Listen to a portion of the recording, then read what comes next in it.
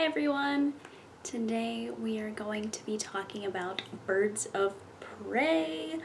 So I have like a list of things I want to talk about in the movie and some stuff. This is actually, I think this is my second DC video in a row in terms of like comic book stuff. But let me just say that I am so excited for like the future of DC. More than anything, I'm excited for the future of Marvel, and I'm usually like a Marvel over DC person. Also, I'm trying to put Wonder Woman in the camera angle, and I was struggling to set my camera up because of that. So we're gonna go ahead and just kind of talk about Birds of Prey and my little review of the movie itself. So first, I'm just gonna summarize it in case you didn't see it, because there's a lot of people who didn't. So basically this movie is a Harley Quinn movie, and it details her going away from the Joker, her and the Joker break up. No, you don't see any Jared Leto, you see a stand-in, and you see some shots that are reworked from Suicide Squad. Basically, when she breaks up with the Joker, it allows basically all of Gotham's vigilantes to try to go after her, people who she has so quote-unquote wronged, and that is where Black Mask comes into play, because Black Mask never liked Harley Quinn, but never went after her because of fear of the Joker, which is kind of funny, his fear of Jared Leto's Joker. But anyway, so then they weave the Birds of Prey characters in, some of the Birds of Prey characters, because obviously they're missing their leader, Barbara Gordon, Batgirl. I'll get to that in a little bit. They do have a Batgirl, but not as Batgirl. So they basically come across Renee Montoya, who is a police officer for Gotham PD, Huntress, who pretty much has her normal canon storyline from the comics, where she is Helena Bertinelli, who's getting revenge on the people who massacred her family. And Black Canaries has a significant storyline shift, where she is working for Black Mask in his club. And then we have a new take on Cassandra Cain, who is younger at the time, and she is a pickpocket. So they changed a lot of things in terms of this comic book storyline. Then they all weave together and end up coming together to fight Black Mask. So they change a lot of things, which a lot of people are upset about. However, it's kind of funny because Marvel changes a lot of things and nobody seems to be mad about that. I think that the changes they made for the movie worked. I really think it helped connect to, while this world seems very different from our own, it feels like they brought it into kind of like a real world feel. I thought the soundtrack really helped the film, and I felt like the R rating really helped the film. However, I think that is one of the main factors in terms of low performance. Low performance at the box office, I think there's various reasons. I think the issue is that the marketing feels very young, so their demographic looks to be people between the age of, girls specifically, between the age of 16 and 25, which is a 7-year demographic. Not everybody is into superhero movies. There have been people I try to convince to see it, say they don't want to see it because they don't want to see superhero movies. There are people, unfortunately, that don't want to see it for, other reasons, such as not, sexism, racism, all that sort of jazz. A lot of people don't want to see it because it is not the Birds of Prey movie that they want to see. However, I think if you see this and this movie does well, you will get the Birds of Prey movie that you want to see. I really think that not having Batgirl in this movie harmed it because it pissed a lot of people off. But again, I'll get back to that in a second. So I'm going to go back a little bit and talk about how this falls into DCEU films. Another home run, I feel like. DC's been on a streak. I think, we had Wonder Woman, which was a high, but then I think Justice League followed that, which was not good. Suicide Squad was around there, not good. And then we had Aquaman, which was a hit, Shazam, which was a hit, this, which is a hit. So we have 3 in a row. Makes me a little nervous for Wonder Woman 1984 because I hope it's also good. But it makes me really excited for the future of DC films because we had seen a lot of garbage for a while, and don't get me wrong, there are aspects of Batman v Superman that I really like. I actually kind of like the movie. I don't hate it, but this is getting me in a good spot for DC, and I think considering how their comics are fantastic, I think they deserve this hit over here. In terms of comic films in general,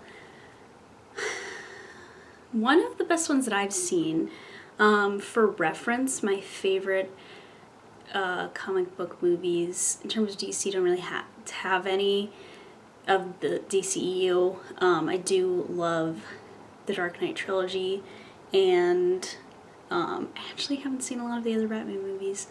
I've literally only seen Batman and Robin and then half of the Batman movie that has Jack Nicholson in it.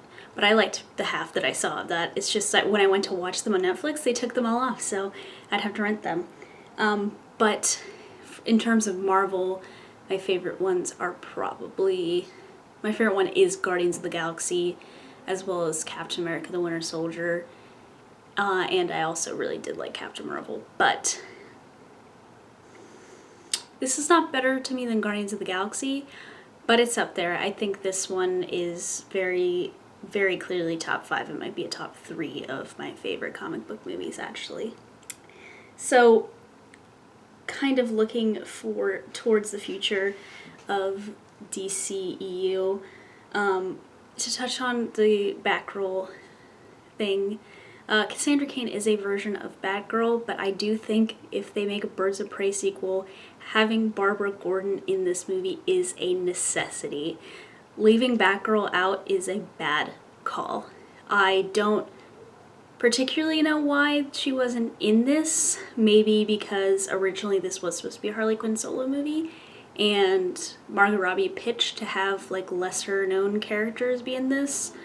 But I think the same probably could have been accomplished if you had Batgirl in a Birds of Prey movie.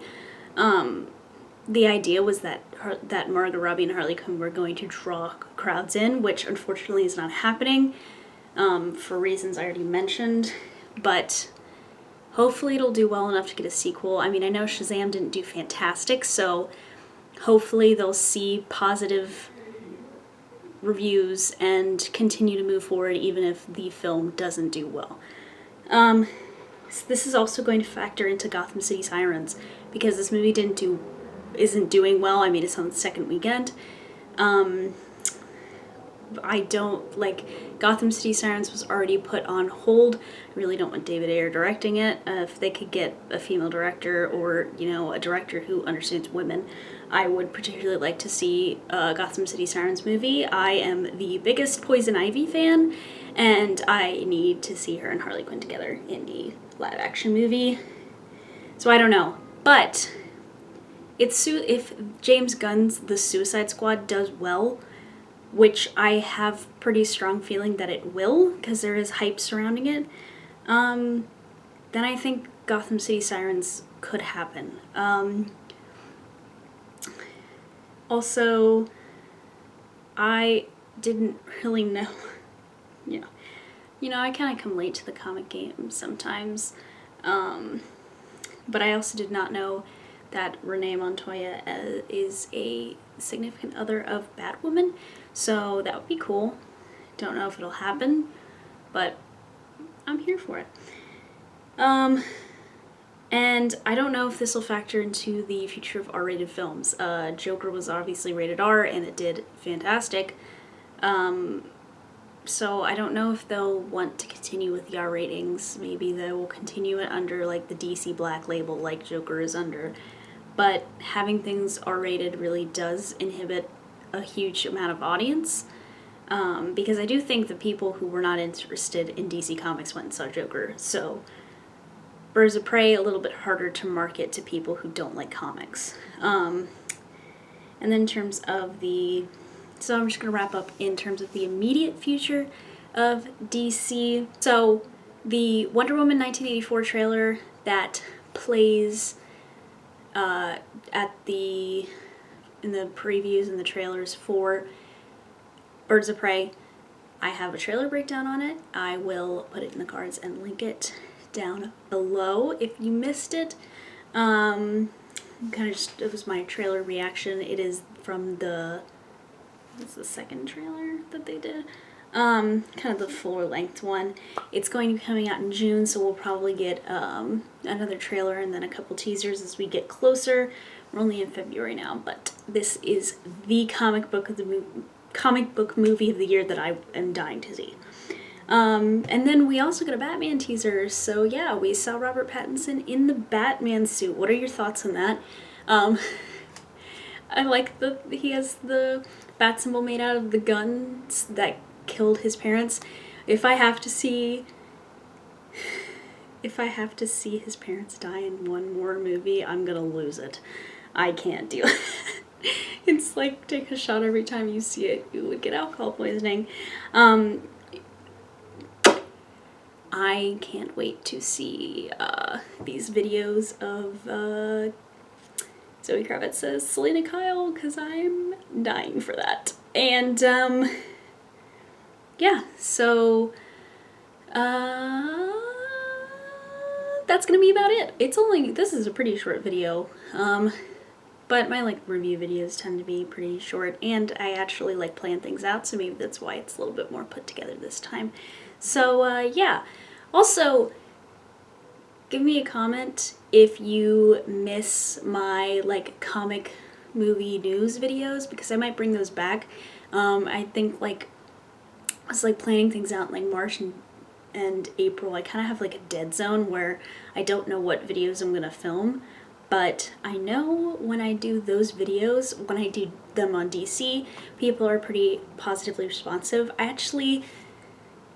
Thank you to the DC fans, because I've actually gotten nice comments and pretty good viewership on all the DC videos that I've made. So yeah, shout out to y'all. And yeah, so if you like this video, give it a thumbs up, make sure to subscribe. I make tons of different videos. I do vlogs, I do this. There will be vlog footage from Birds of Prey in a big February vlog that I am currently working on. And with that said, I will see you guys in my next one. Bye.